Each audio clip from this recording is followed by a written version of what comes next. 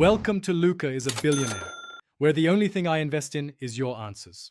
In this video, I will explain how to change your BMW 1 Series wing mirror indicator.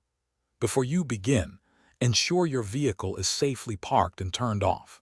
Gather all necessary tools, including a plastic trim removal tool to prevent damage and a small screwdriver for fasteners. Having everything ready makes the process smoother and helps avoid any unnecessary delays.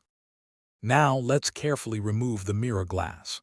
First, tilt the mirror glass to create a small gap at the top edge. Using your trim removal tool, gently pry the glass from its housing. You will then see two electrical connectors.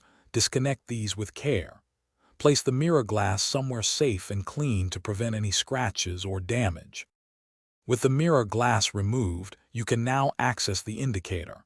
Carefully unclip and remove the painted mirror cap. This will expose the internal components.